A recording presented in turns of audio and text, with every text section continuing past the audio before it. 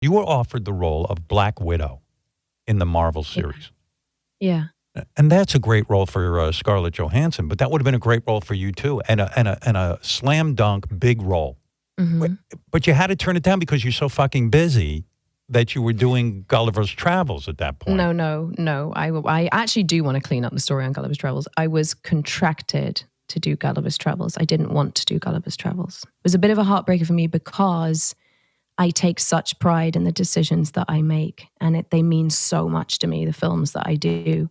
So that was tough. I don't even understand how that happens. Because you do Devil Wears Prada, the studio says, we'll give you this film, but you've got to promise us you'll do another film and make that decision in a certain amount of time. Is that the idea of it? Yeah, and they kind of have a bit of a hold over you. So there were other movies that I would want to do, and I'd say, but I really want to do this movie about young Victoria. And so at some point, I think it just became evident that I needed to get rid of this optional picture deal because it was going to just hang over me for a long time. And I didn't want that.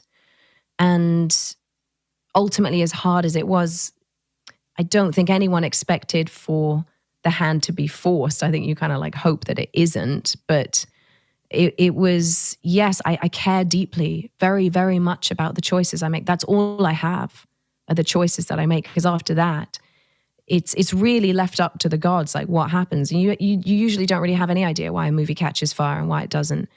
But no, I'm never left with a feeling of regret when I turn something down.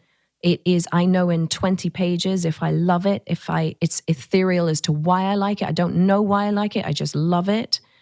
And I'm in or I'm out after 20 pages. So when you show up on the set of Gulliver's Travels, because you're a professional, you're going to do the best you possibly can. For sure. Yeah, of course. Yeah. No, I was never looking like a slapped ass on set. I'm not. I would never, ever do that. And right. No one knew. And I also didn't talk about it with anyone on set or anything because there were a lot of lovely people in it who were heaven to work with. And I actually had a really good time. I had a laugh with all of them. But it irked my heart for it to have happened in the first place. But I ended up I will always try and make the best of any situation, for sure.